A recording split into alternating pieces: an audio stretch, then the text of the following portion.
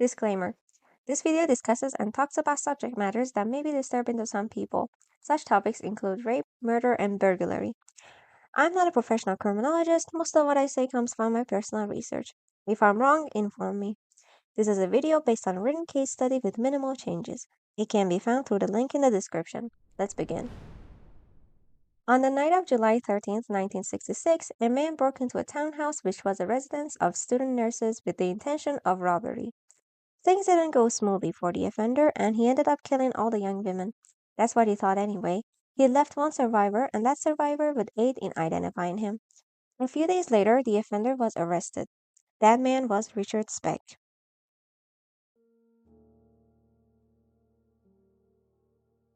Richard Speck was born on December 6, 1941, in Kirkwood, Illinois. His father died when he was 6 years old. Sarah Speck, one of his older sisters, would describe him as a very good boy, had many friends in the neighborhood, and liked to play basketball. Speck's mother remarried a few years later in Texas, so he and his younger sister Carolyn went on to live with their mother and stepfather, Carl Lindbergh, in Santo. Lindbergh was verbally and psychologically abusive to Speck. The effects of such abuse were visible to others. His 8th grade teacher noticed he was sort of sulky, but he didn't fight back. He was a loner. He didn't have any friends in class. It didn't seem as though he knew what was going on. He seemed to be in a fog. Speck enrolled into Crozier Technical School, but after failing the first semester, he didn't return. He had 41 arrests in Dallas, which included crimes such as disturbing the peace, drunk and disorderly conduct, burglary, and fights in movie theater and streets. It is believed that since Speck didn't have a good father figure to learn from, he ended up picking the wrong company in his developmental years and went out with gangs to commit crimes. In January 1962, 19-year-old Speck married 15-year-old Shirley Malone. During their marriage, Speck was either in jail or penitentiary. At the time of his daughter's birth, Shirley had no idea where he was. Unbeknownst to her, Speck was serving a 22-day jail time in McKinney, Texas for disturbing the peace. Ida Malone, Shirley's mother, would describe him as crude, irresponsible, unstable, and a violent husband to her daughter. He would beat her both when he was drunk and when he was sober. I saw the marks on Shirley's arms, hands, and neck. In January 1966, Shirley filed for divorce. He also showed a lack of discipline in work. The 7-Up bottling company in which Speck had worked before stated that Richard Speck worked here from August 24, 1960 until July 19, 1963 as a laborer. He was careless, troublesome, and yet hardworking. He was dishonest. We wouldn't rehire him. A psychologist at the Diagnostic Center of the Texas Department of Correction observed Speck as dull and slow, someone who was likely to relapse and should be kept in maximum security because of his emotional and social immaturity. His rating for rehabilitation was marked as poor. On January 2, 1965, he was released from Huntsville Prison on parole. He'd been sent there in September 1963. He claimed he was ready to go straight. However, a few days later at 2:20 a.m., when Sarah Wadsworth was returning to her building after parking her car, he grabbed her and threatened her with a knife. She screamed, and this alerted a man nearby who came to the rescue. Speck ran away but was arrested. Ms. Wadsworth positively identified him in a lineup. Speck said his motive was robbery and was sent to jail for aggravated assault. He made up a story to his parole officer about what happened that night. He stated that on his way home, an acquaintance and another man picked him up in a car, but then demanded money from him. He then noticed a knife on the floor of the car and couldn't remember what happened afterwards. Next thing he knew, he was grabbing a woman with the intention of robbing her and ran away. He also said that he had no recollection of the incident until he came to in the county jail, and that, if I hadn't been drinking, I wouldn't have done it. Keep that excuse in mind, because he would do something similar in the future. Either way, a slip-up resulted in Speck's release in July 1965. In January 1966, a little after the divorce, Speck argued with a 40-year-old man at a bar he frequented. He ended up stabbing him a few times, and the attorney his mother hired reduced the assault charge to disturbing the peace. The police were looking for the perpetrator behind the burglary of a market on March 6th. Speck decided to leave Texas afterwards, possibly due to being afraid of another arrest. On March 9, 1966, Carolyn took him to a bus which left for Chicago. Speck would start living with Martha, his sister, and Eugene Thornton on and off for the next 4 months. After a few days of staying with Thorntons, he returned to Monmouth, his boyhood home. William Howard Speck, one of his older brothers, recommended him to a carpenter in town, and he signed up for work. He was hardworking at first, telling his supervisor, Mr. Neal, that he wanted to make enough money to bring my mother to Monmouth, though he soon started skipping work, most likely in favor of taverns and smoking. Irma Claire Holman, the oldest Speck sibling, described him this way. At first, we six older children resented Richard and Carolyn because our parents spoiled them so much, but we came to love them. Richard was constantly with his father. However, after Dad died in 1950, we began to lose touch with Richard and Carolyn. In 1960, Richard simply had no discipline. We older kids were all raised to believe that liquor was evil and that strict discipline was good. Now Richard was allowed to go out every night and was drinking. About Speck's visit in 1966, she stated, Richard felt bad because I didn't invite him to my home, but I didn't want him in my home. I thought that a person of his age should have been working and taking care of his wife and child. He didn't know how to work hard. Loretta Payne, who had met him in a tavern, remembers Speck as a person who was unable to make friends. He had the kind of personality where nobody wanted to be around him for long. Since he couldn't really relate to other people, he would just talk about things back in Texas, most of them bullshit. Since he couldn't make friends, he acted tough and was foul-mouthed. He was mad at the world and always wanted to fight. Some patterns of behavior can be seen. That he had difficulty making friends, lacked discipline, and refused to take responsibility for his actions. On April 2nd, 1966, Speck broke into 65-year-old Mrs. Harris's home. When she came home from a babysitting job at 1 a.m., she found her belongings strewn about. She was grabbed by a man from behind. She tried to reason with him, but it eventually led to a rape. The offender stole the money she'd made that night, then used strips of fabric cut from her coat to tie her hands and ankles before leaving. According to John Douglas, former FBI agent, old people are considered low-risk victims since they can be overpowered easier. The rape of an old woman suggests that a young man or a teenager was behind the crime, somebody without much sophistication or experience. On further analysis, it can be noticed that he went there with the main motive of burglary. Since things were already strewn about, the rape was opportunistic. Opportunistic rapes usually occur in burglaries. Since he also didn't bring any restraints with him and used strips of fabric, it can be gleaned that he didn't premeditate the rape, and thus the crime was disorganized. The topic of organized and disorganized is discussed later in the video, but in general, organized offenders plan out their crimes when the disorganized offenders don't and act on impulse. While Speck was in Monmouth, Mary Kay Pierce, a 32-year-old barmaid in Frank's Place, disappeared after leaving the saloon at 12:45 a.m. on April 9th. Her body was found on April 13th in an empty hog house behind the tavern. She'd been killed with a blow to her abdomen. Speck was one of the many people that were interviewed. He was first questioned on April 15th. Mr. Neal's company had built many of the hog houses in the area. The questioning was cut short when Speck complained that he wasn't feeling well. A second round of questioning was to be held on April 19th. On that date, the police went to Speck's room in a hotel to interview him. Instead of Speck, they found Mrs. Harris's belongings, a radio and costume jewelry. Several other items which had been reported missing were also found, but Speck himself was nowhere to be seen. He'd already left a few hours before the police arrived. He'd picked up his suitcases and had claimed he was going to the laundromat. He instead had gone back to Chicago on a bus to live with the Thorntons again. There's not enough information on the case, viable information that is. It went cold. From what I know, the pattern doesn't really match.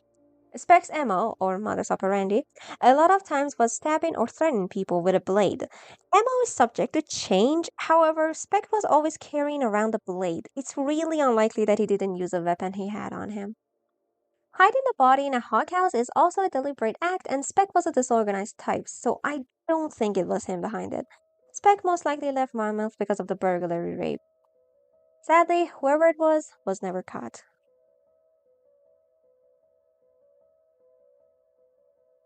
On April 30th, 1966, after obtaining an application with the help of the Thorntons, Speck was taken to the NMU, National Maritime Union.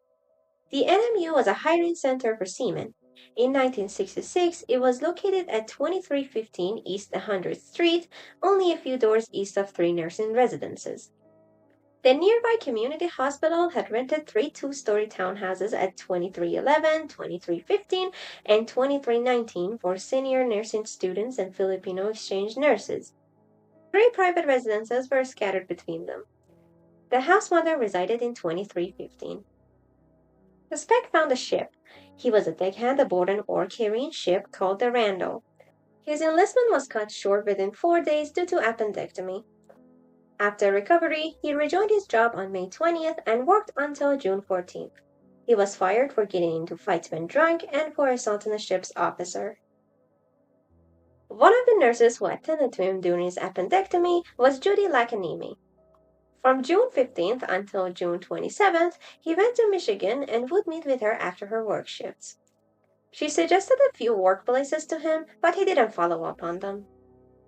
He lied about the reason he'd gotten fired, saying that he got in a fight with somebody when they spoke ill of her. She gave him $80 on the last day so he could provide for himself until he settled into a job. They never met or exchanged letters after that. She described Speck during those days like this. I thought that he was a nice person. It was like a friendship. He wanted a friend and he was very good to me. He knew I didn't like his drinking, and when he was drunk, he would apologize. When he wasn't drinking, he was very quiet and really had very little to say. I could talk to him only about general things. Speck would later tell a completely different story to psychiatrists.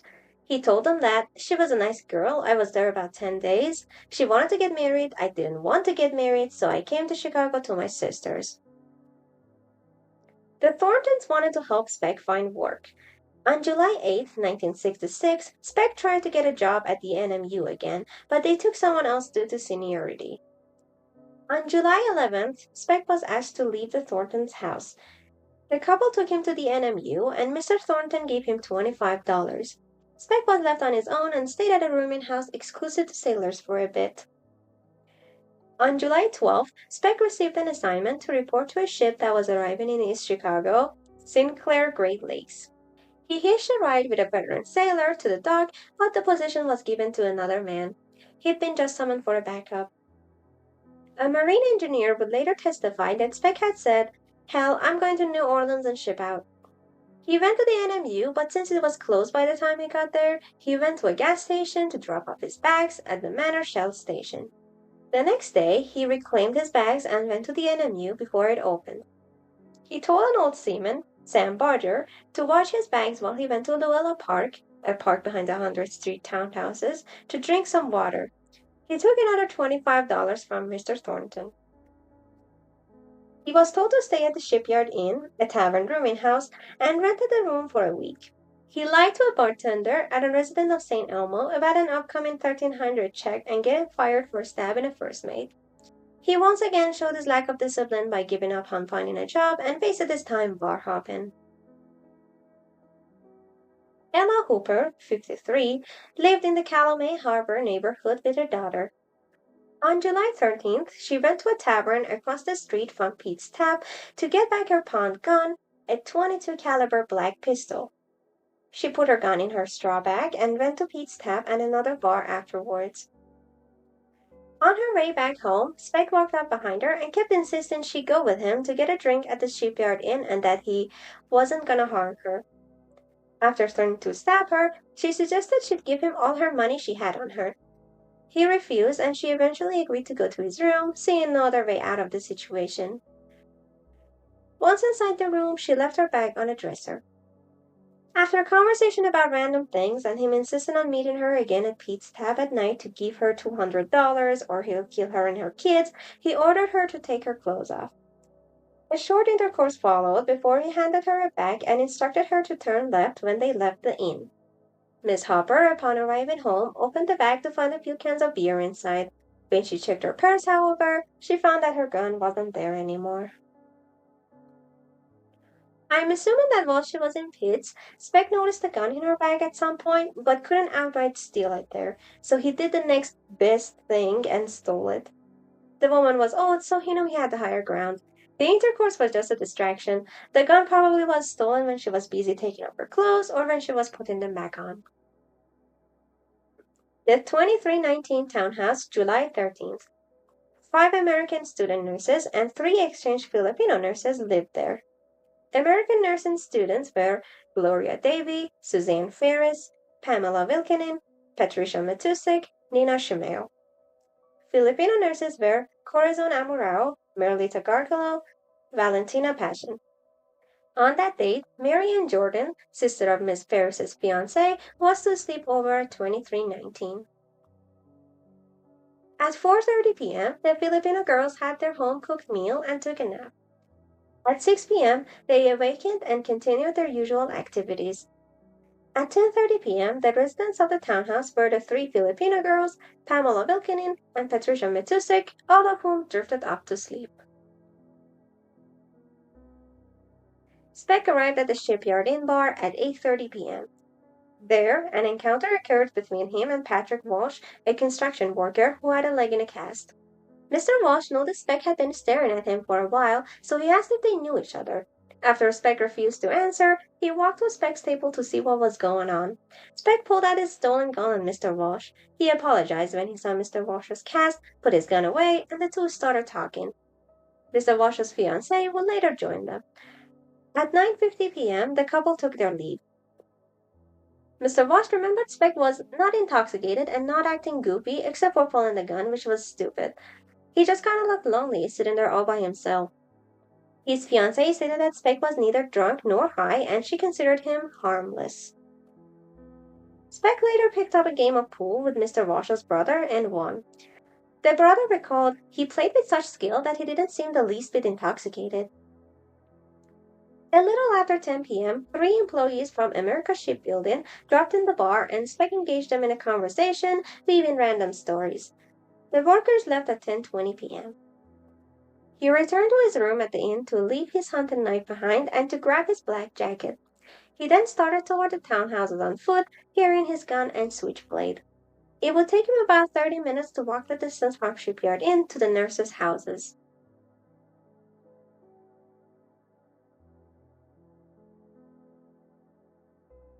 By 11 p.m., Nina Shimeo had come back and was asleep just like the other 5 residents. Corazon Amorao was awakened by 4 knocks on the door of the bedroom she shared with Merlita Gargalo. Miss Amorao opened the door and was confronted by Speck, who was holding a gun. He asked where her companions were and forced her and Miss Gargalo to the adjacent large bedroom on the 2nd floor at gunpoint. 3 of the nurses, Pamela Vilkinen, Patricia Matusik, and Valentina Passion, were sleeping there and were awakened when they came in. The Filipino girls hid in a large closet in the room in fear. One of the American girls told them to come out of the closet, that they were certain he wouldn't harm them. They left the closet to see Nina Shimeo had now joined them as well. He ordered the women to sit on the floor, facing him.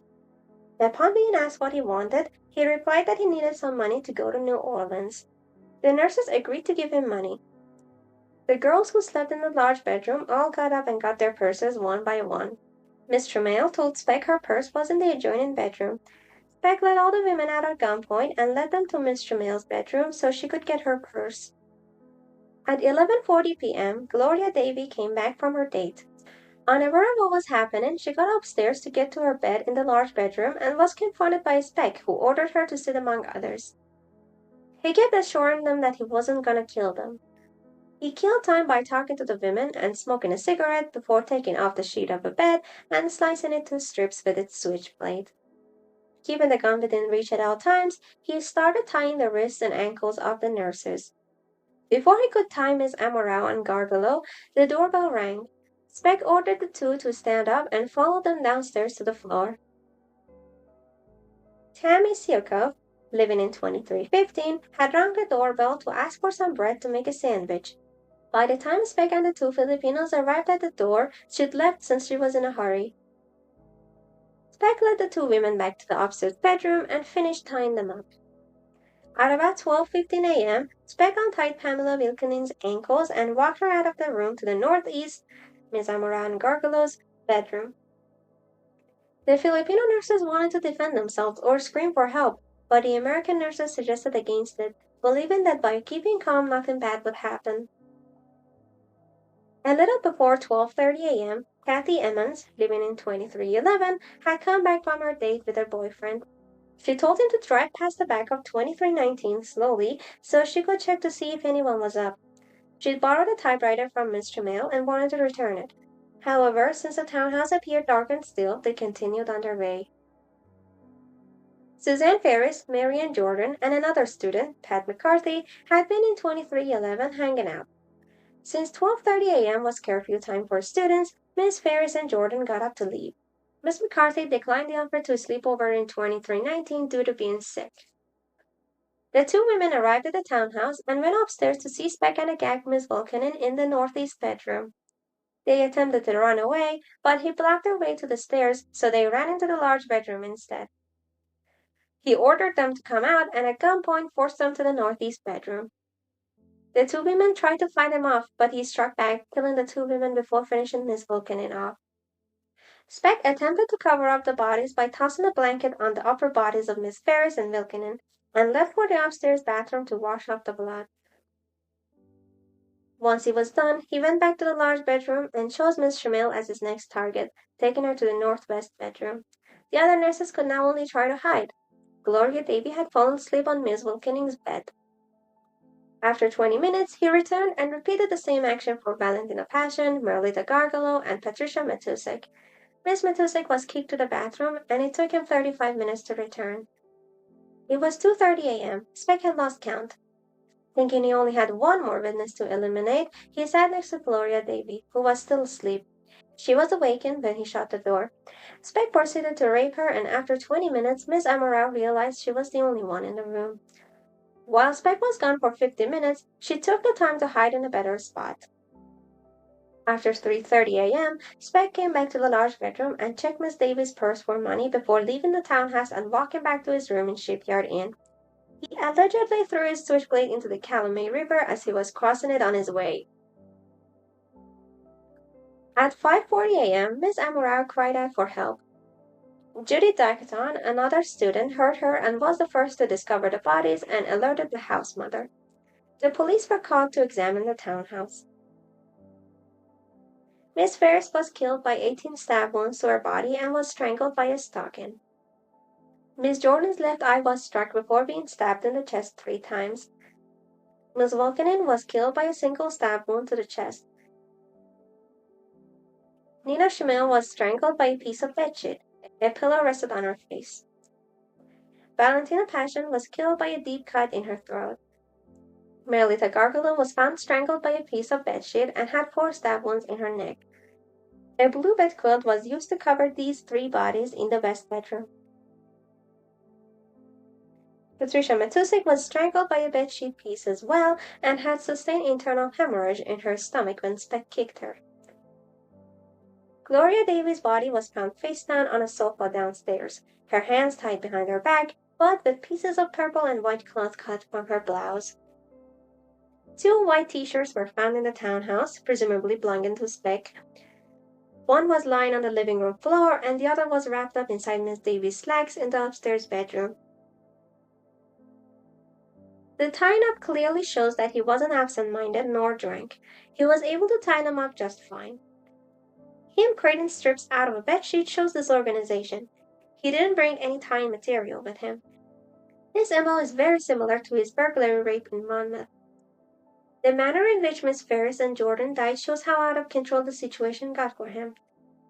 Speck didn't know how many people lived in a townhouse, so assuming no one else would return after Gloria Davy, he took Pamela Vilkanen only to be confronted by Suzanne Ferris and Marianne Jordan. They were the first ones to resist him, so he lost control of the situation and to get out, killed them. He couldn't leave anyone alive since there would be witnesses and they'd all seen his face.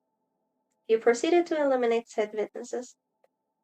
Overkill can be seen in Suzanne Ferris. She was stabbed many times and on top of that was strangled. Marianne Jordan's eye was likely smashed accidentally when Speck was trying to subdue her. Pamela Vilken was killed by 1 stab wound, which shows Speck had her under control since she was tied up and couldn't fight back.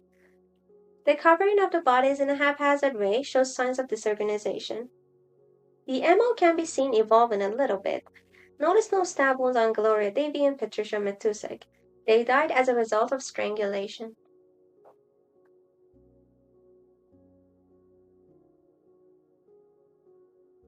The next morning, at 10:30 a.m., Speck went to a pit stop as if nothing had happened. He took his hunting knife to the bartender, asked him to put it away, and took back the watch he'd pawned there a month before. After a conversation which consisted of lies of Speck stabbing her first mate on a ship, he retrieved the knife and put it at the bartender's throat, stating that if he was going to kill somebody, this is how he'd do it. The bartender pushed him away. Speck then sold the knife to another person for $1. By noon, he met with Robert Gerald, whom he'd worked with aboard Randall. Speck ordered a burger but only ate one bite. Mr. Gerald saw Speck was calm but nervous. At 2:10 p.m., they got back to the Shipyard Inn. Speck offered Mr. Gerald his own room so he could sleep off the hangover. Speck confided a made-up alibi about being with a woman all night to him as they went to his room. Since Speck's NMU information was addressed to the Thornton family, the police called them up, telling them a job was available for Speck as a ruse. Speck was informed of this by the family and called the NMU hiring hall. They told him they have a ship available, the Sinclair Great Lakes. Speck replied that he was in the loop, but that he'd be there in about an hour. Though he'd never go there. He either knew the ship had sailed away already or didn't want to stick around town. He wove a few lies to get Mr. Gerald to come with him and to sign out of his room at the Shipyard Inn. He called for a cab and they both got in.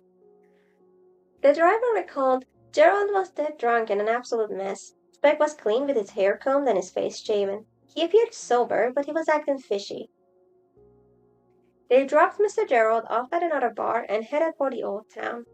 On the way, Speck, per usual, made up lies about what he had been doing that morning and got out of the parking lot at 1116 North Sedgwick, right in front of a Cabrini Green residential tower.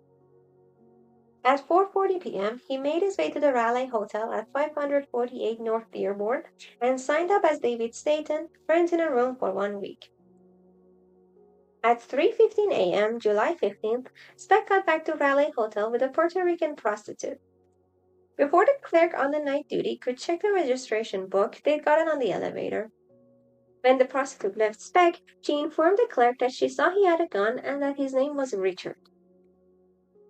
That morning, the night clerk reported this to the day clerk, Mrs. Hollinger, who believed Richard was David Staten, so she called the cops.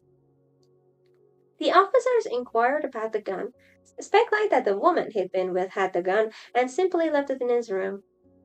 When asked why he had given a false name, he talked about how two guys from a ship were mad at him and were after him, so he didn't want them to seek him out.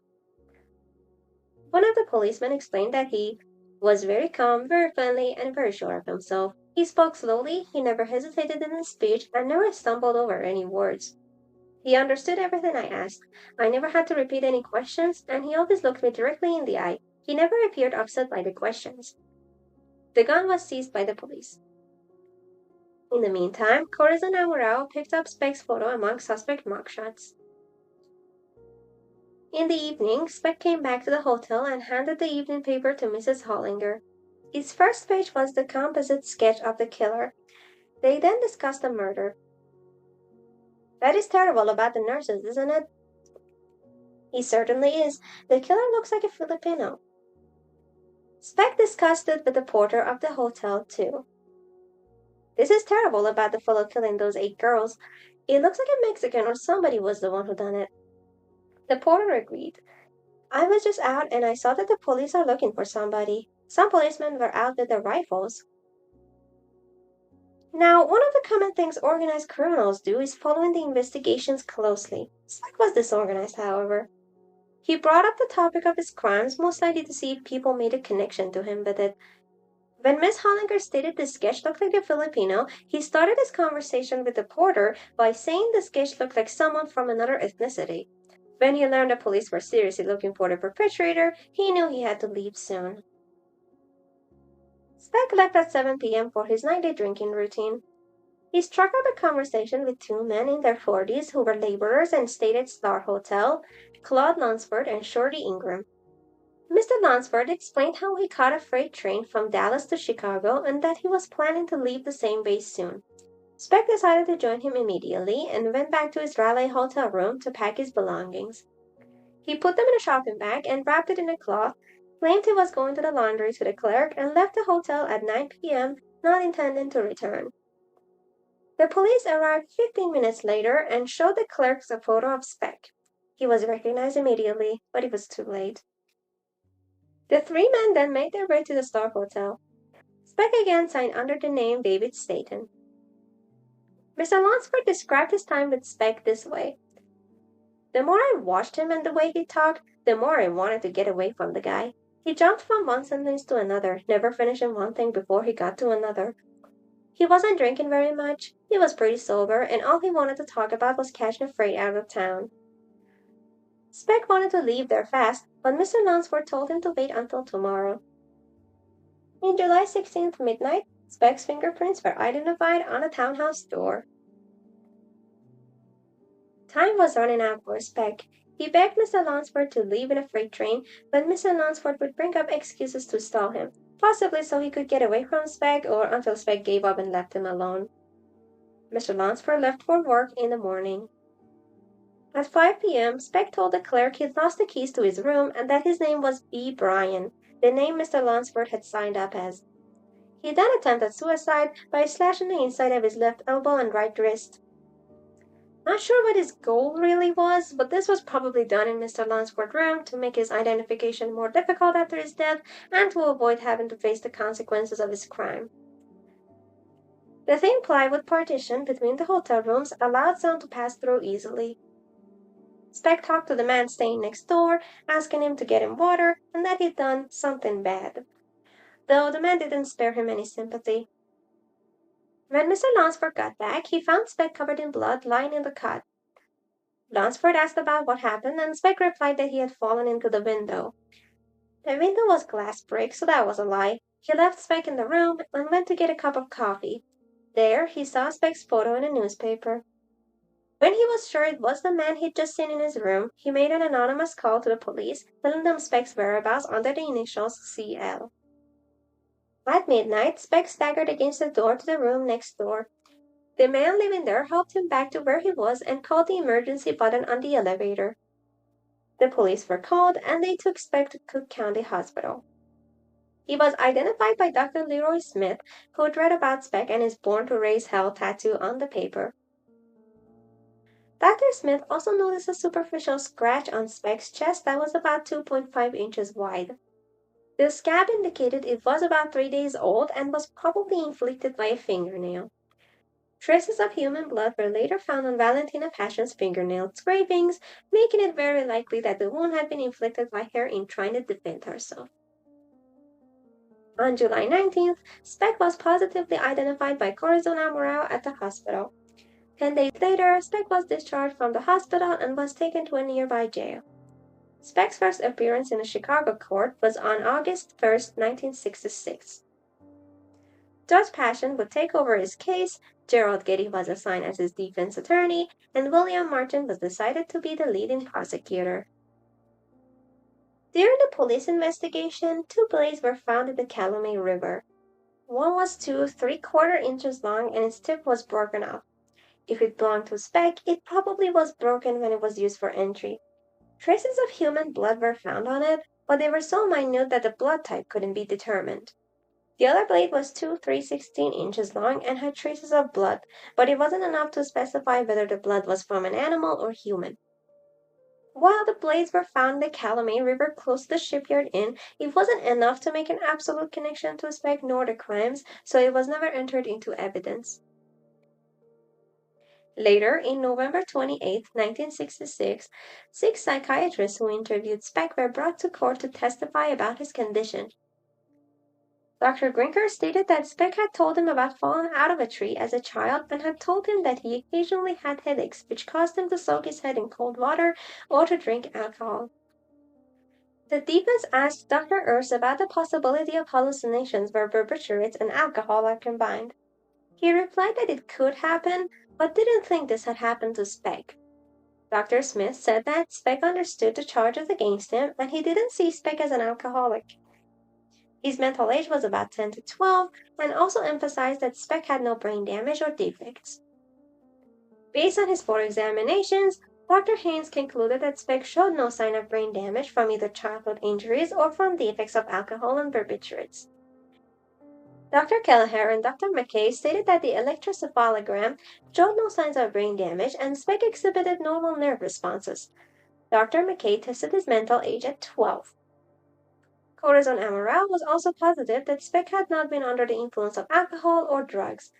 She remembered that Speck hadn't been drunk. His conversation was done in a normal manner. He didn't stagger. He didn't slur his words. On December 19th, the trial was moved to Peoria because of perjury from the media coverage. The trial began after the jury selection on May 3, 1967 in Peoria.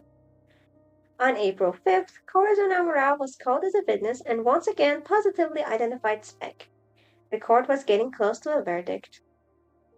Mr. Getty stated that this client has consistently denied any guilt. He cannot tell me how this was done, and he claims it was not there.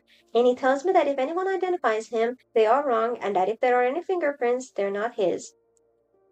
However, this is a direct contrast to what Speck told Mr. Zaporin, his jail psychiatrist, that if they say I did it, then I must be guilty, or similar words. On April 15th, the jury decided on the guilty verdict and was in favor of the death penalty. Before the judge gave his final verdict, the defense brought in another psychiatrist who had examined Speck, Dr. Lindner. Dr. Lindner testified that he believed Speck suffered from a mental disease, chronic personality disorder with neurotic features. He observed that Speck had ways to cope with his excessive anxiety and unbearable tension in his mind.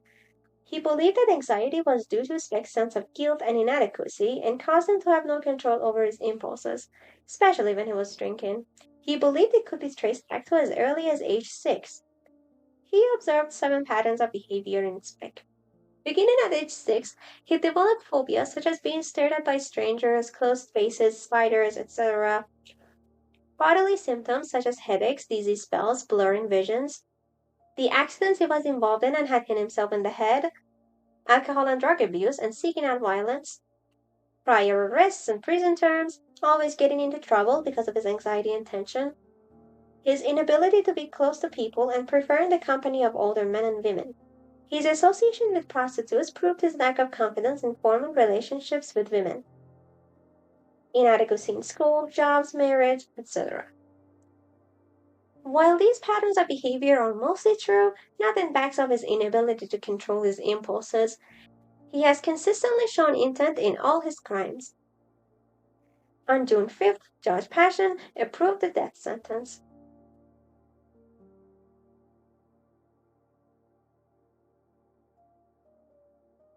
A jail psychiatrist was assigned to Speck when he was in Cook County named Marvin Zephyrin.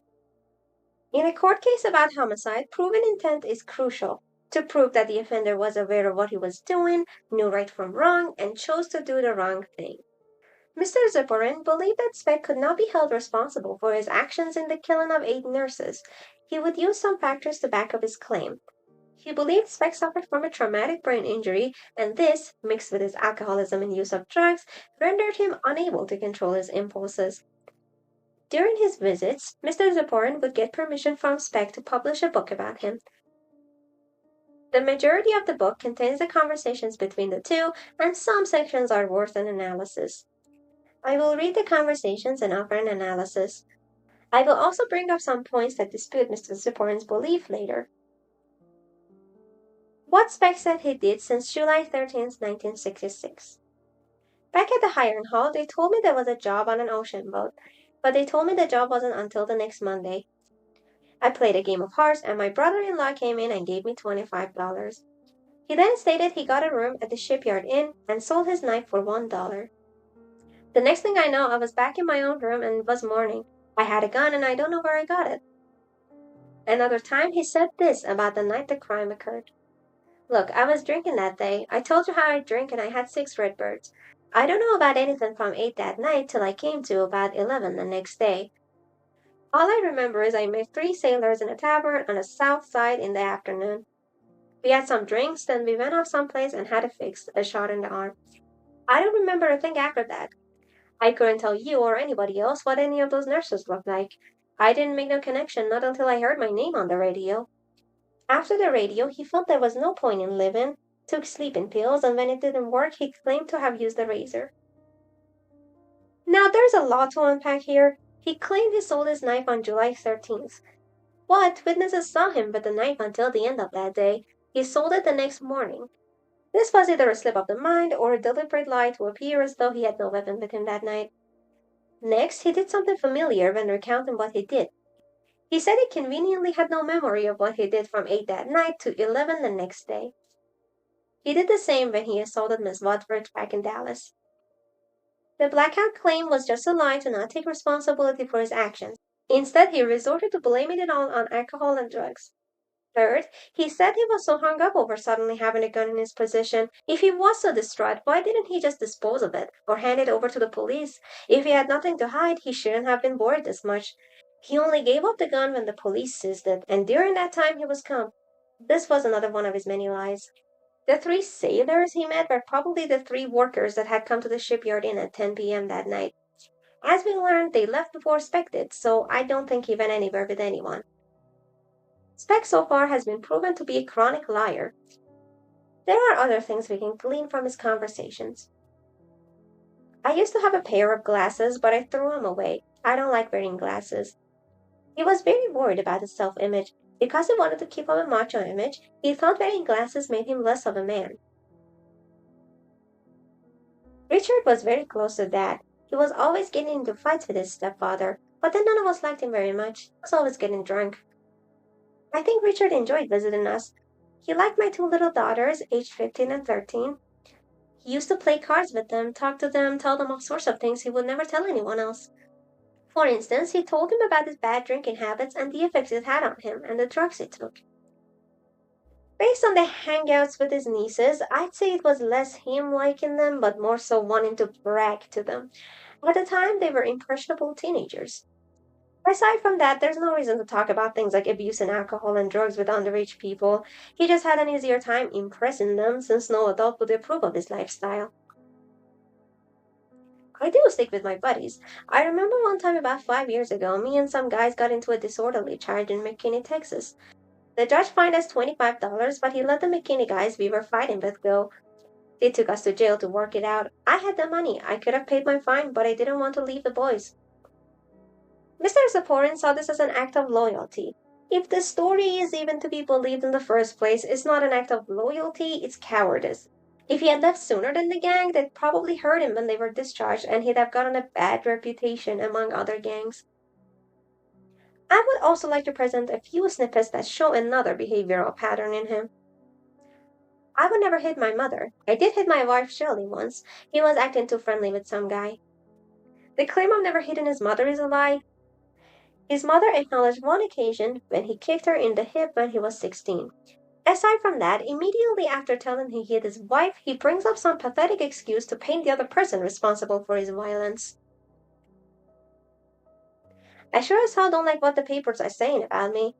They've been lying every day. Like when they said I was sent to jail for assaulting a woman in Dallas. That's a lie. Fact was, it was just a drunken argument with an old whore. Same thing can be seen here, but on top of that, he's reducing his crime as well. Norcross, one of the psychiatrists who examined him, says I got the gun from some whore. Met her the day I was with the sailors. Real ugly broad. I sure hope they don't bring her into court as a witness or something. It'd be a shame for people to know I associated with something like that. He was justifying his taking of the gun. He didn't feel sorry. He depersonalized the woman by saying she was ugly as if she deserved to be robbed. When Mr. Zaporin met with Speck's sister, Marta, she stated something about one of the victims. Carolyn did notice something. We were looking at the pictures of the nurses, and she said that one of them, Gloria Davy, looked just like Richard's wife, Shirley. Speck later confirmed that when Mr. Zaporin showed the pictures of the nurses to him. Mr. Zaporin stated that when Speck saw Miss Davy, the resemblance might have been a triggering event that started the murders. Though from what we've learned from the order of events, I'd argue it was just a coincidence. Speck most likely hadn't planned on killing the nurses. He didn't change his mind when he saw Miss Davy. She also wasn't safe for last deliberately. She had fallen asleep and was the least likely to defend herself. He resorted to killing because of Miss Ferris and Jordan's sudden arrival and fighting back. Now, let's look at the possible defenses for Speck. First, that he was drunk and had no control over his impulses. The intoxication defense is about proven intent and premeditation. If somebody was intoxicated voluntarily, the defense won't work. However, if, for example, somebody spiked a punch at a party and people unknowingly got drunk, then it's not their fault and won't be held accountable. There is a catch to that though. If a person noticed some change or realized there was something wrong with the punch and continued drinking, the defense won't work either. Speck was well aware of what drinking did to him. And do you drink? Anything I can lay my hands on. Sometimes it makes me feel real good, but sometimes it puts me in a real bad temper and then I get into fights. While he talked about many possibly fake stories of him confronting his wife about cheating, he explained, "She said she had been seeing another guy. When she told me that, I went out and got drunk and smashed my car into a tree. Then I saw her in a tavern with a guy. I knocked them both down and left." I don't think that story is true, but if we assume it to be, it proves he knew being drunk made him hurt others or break things, and in here, he clearly chose to do it to take out his aggression easier. The intoxication defense clearly doesn't work for Speck. The next defense would be to show he couldn't control his impulses because of the existence of traumatic brain injuries. A traumatic brain injury, or TBI, occurs when a sudden bump, blow, or jolt to the head disrupts the normal functions of the brain. These injuries range in severity. TBIs, especially those affecting the frontal lobe, can lead to changes in impulse control, judgment, emotional regulation, etc. Just like intoxication defense is about proven intent. To answer the question that, did the TBI render the person unable to form intent or not? Speck seems to have been accident prone. Here are some of his prominent accidents according to his mother. The psychiatrist who examined him didn't see any sign of a brain injury, but even in his behavior, he doesn't show any signs of not being able to form intent. The crime took place over hours. At no point he came to himself. His movements show he knew what he was doing. If he had no intention of harming the women, why did he tie them up? He could be a functional and harmless person if he wanted to be, like how he was in court. Also, the fact that he chose to burglarize a home to get money to go to New Orleans proves that he had made the choice consciously. He botched it when he lost control of the situation and resorted to killing. Another defense would be insanity. I would like to cite John Douglas's words on the subject matter here. "I can think of very few violent predators we interviewed that we would consider insane by legal definition. They certainly were normal, and most or all of them had some form of mental illness. But they knew right from wrong and the nature and consequences of their actions against others. With the exception of very few outliers like blood-drinking Richard Trenton Chase and human skin-wearing Edward Jean, who were so delusional that they couldn't discern reality, most killers know exactly what they're doing. All killers, unless they have a severe mental handicap or exist in a genuinely delusional state, are free to make their own choices. Mental illness should not fully erase the guilty accusation from a person unless they're delusional. Even mentally ill people are capable of making intelligent decisions, like they can see if circumstances of committing a crime favors them or not. Throughout his life, Speck never showed any signs of being delusional. His motives for committing crimes weren't either. He committed them for his own self-gain and to take advantage of others. So in finality, Speck must be held accountable for all his misdeeds.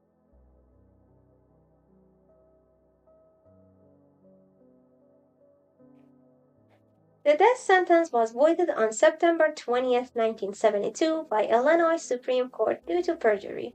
He was sentenced to 8 life sentences instead. Aside from getting into fights, Speck had once built and hidden a crude still in the back of a drawer in a cell block guard's desk. He also once found an injured sparrow and nursed it until it could stand and carried it around as a pet. A guard warned him against having pets, so he simply threw the bird in the fan, saying that, "If I can't have it, no one can." When John Douglas and Bob Resler were interviewing him, he was actively ignoring them, so John Douglas used a technique to make him talk. He started discussing the mass murder and the absence of 8 nurses with Speck's prison counselor in a crude way. That's when he opened up. During this interview, he admitted he killed the nurses so they couldn't identify him. He also denied the suicide attempt, instead claiming that the wound was the result of a bar fight. This lie means he wanted people to see him as a macho man rather than a coward. Here's what John Douglas says about the interviews with criminals and why many of the things they say can't be taken as truth. To deal with these people effectively, to get what you need out of them, first you have to prepare extensively and then you have to come down and level with them on their own level. If you don't know exactly what they've done and how they've done it, then they're going to be able to bullshit you for their own self-serving purposes. Speck died of a heart attack on December 5th, 1991.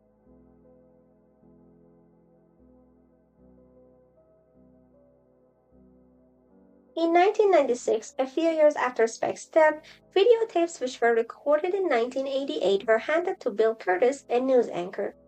In the tapes, Speck is seen with two other inmates, one named Ronzo Barrymore and the nameless one behind the camera interviewing. In the video, we can see Speck had morphed his body to a female one. Mr. Martin, who reviewed the tape, states it was done for protection, so he would do favors for prisoners and get protection from them in return. I've chosen a few useful snippets for analysis. I'll play these sections and then we'll analyze them. What you locked up for? They count murder. Did you kill him? Sure I did. Why? Just one there night. I found the bastards, drugs. One of them sit on me in the face. Said she was gonna kick me out of the lineup, and I went off, hit her in the chest and the knife. And there was two more there, so I off them. Wound up trying to kill off all the witnesses. Did you have a gun on the night of the killing? Yeah, police got it. Police got the gun? Why you didn't use the gun? Why did you prefer to use the knife? You doesn't make too much noise. There's in no shape to run. The knife is quiet. All I went to do is just burglary. Yes, and that started off as burglary. And all hell broke loose. Do you believe in God? I'm God. Do you believe in the devil? I'm the devil. What's your religion then? Mine? Yeah. Hypocrite, Baptist, all that bullshit people live. That's not but all churches is something people break a dime. Look, they think they go to heaven. How do you feel after killing those ladies? Like I always felt. Had no feeling.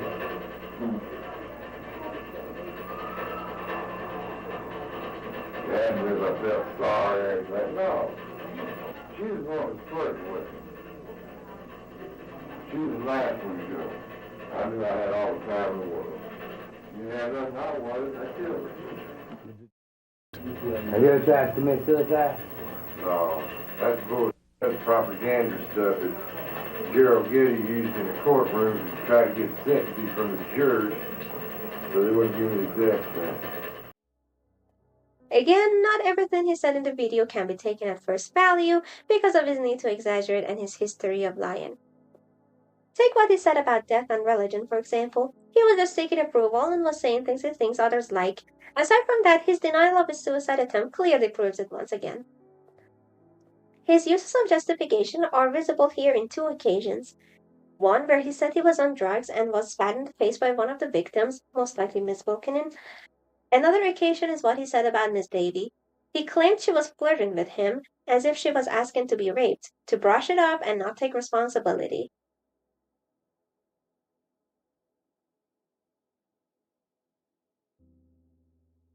Richard Speck classifies as a disorganized type.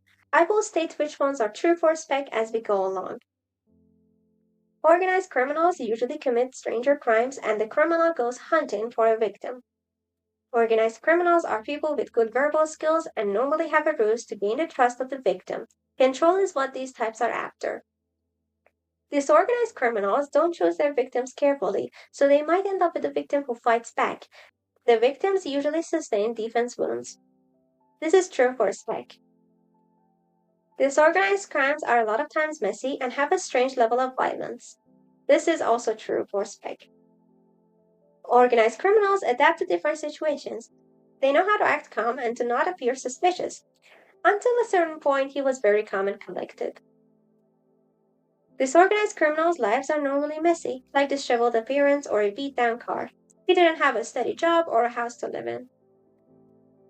Organized criminals usually carry restraints or a murder weapon with them to the scene of the crime. To some extent, this rings true. He took a gun and his blade to the townhouse. The organized offender takes the time to make identification of himself and the victim difficult, like wiping fingerprints. The organized criminal may take trophies with him. These have emotional value to them or are taken to make the identification of the victim difficult. Blitz-style attacks are usually seen in disorganized criminals. This was also seen in Speck. In the childhood house of a disorganized offender, the parents most likely didn't have a steady job or they abused alcohol and such. His stepfather was abusive to him and was an alcoholic.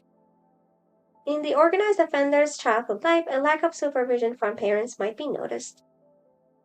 The disorganized offender internalized negative emotions as children, but not in a healthy way. His 8th grade teacher said he didn't fight back and appeared to be in a fog. The organized offender externalized negative emotions, so they most likely were the child who acted out. The disorganized offender normally has a low self-image and is a loner and detached from society, just like Speck. Organized offenders have superficial charm. Organized criminals are very narcissistic and think they're above others, especially the police. That's why they follow the investigation closely.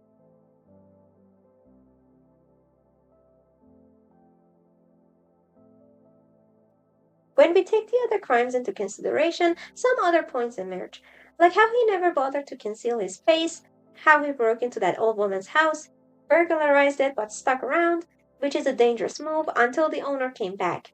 Also, he could steal $2.5 from her and engage in an opportunistic rape. The same thing happened with the townhouse. His main motive was burglary, but he just didn't leave after he tied them up and had gotten the money. He probably would have gotten away with it or had a lesser charge if he'd done so. So he took away Pamela Wilkening. I don't think he wanted to kill her. He was just messing around. Maybe he wanted to rape her, but the other 2 women came over and actually fought back, so Speck had to kill them. Then he couldn't just leave. It would be obvious who'd killed them, so he started eliminating witnesses, then lost count, which is a disorganized move, and thought Gloria Davy was the last victim. She was probably saved for last since Speck saw she was asleep and was less likely to do anything. I don't think the resemblance to Shirley had anything to do with it. Being the last victim, he raped her for the sake of it before leaving. He didn't kill for control or power, he killed because the situation got out of hand. Now, throughout this video, I've talked all about Speck and tried to analyze him and his behavior. I think the only appropriate way to close this would be to put a quote from a family member of one of the victims. I want people to know that we were all totally destroyed by this, and that he killed more than Susie and the other nurses. It should never be forgotten that he killed a little bit of all of us.